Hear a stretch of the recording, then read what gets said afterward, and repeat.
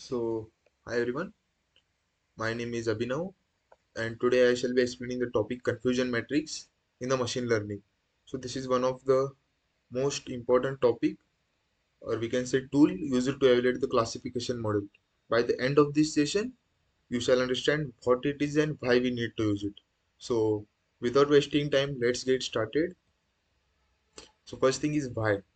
So whenever we build an machine learning model, we first usually check its accuracy to evaluate its model performance. So right, so whether it's 99%, 95% or whatever.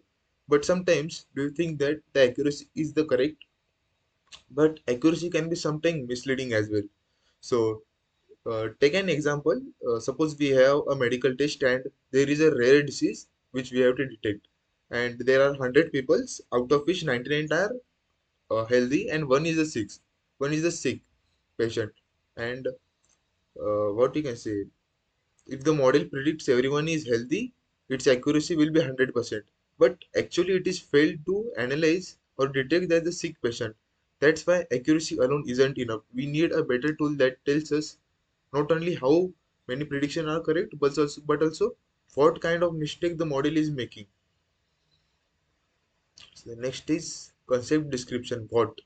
So basically it is a table comparing the actual result with its model. Think of it as a table which compares the model prediction with its actual values. So there are basically four main parts, which is a true positive, true negative, false positive, false negative. Right. Basically, true positive, what it does is the model predict positive, but it actually result is also positive. So this is the true positive. And what true negative is, the model prediction is negative and its actually it is also negative. Then it is true negative.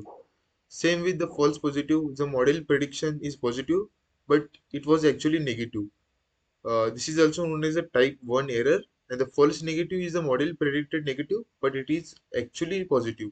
So that is the class type 2 error. So next is the working mechanism. So as I said, it is a 2 by 2 matrix in which the rows are the actual result and column are the model predictions, and the diagonal elements, which is the true positive and true negative, are the correct predictions. But the other off diagonals, which are false positive and false negative, are mistakes. Right. So let's understand this by an example, which is the spam email detection. So wait.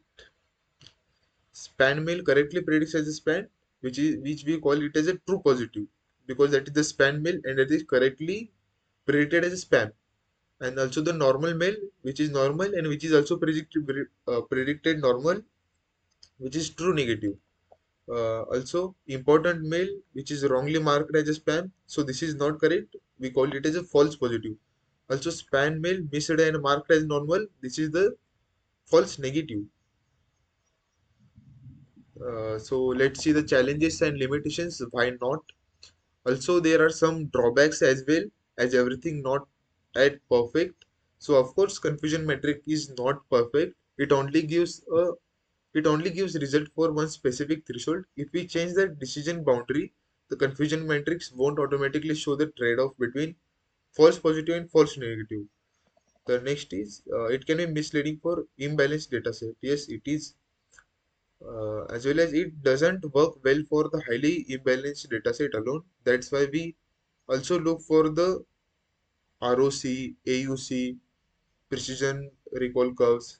So uh, for multi-class problems, the confusion metric becomes larger and harder to implement.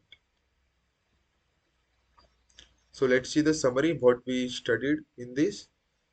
So what we studied, we can conclude that. So accuracy can be misleading, especially with the imbalanced dataset. The confusion matrix gives us a detailed report of the card model, showing both correct predictions as well as mistakes. So from it, we can calculate the precision, recall, F1 score, and other important matrices. While it has limitations, it remains one of the most powerful tool for evaluating machine learning models. So yeah, thank you.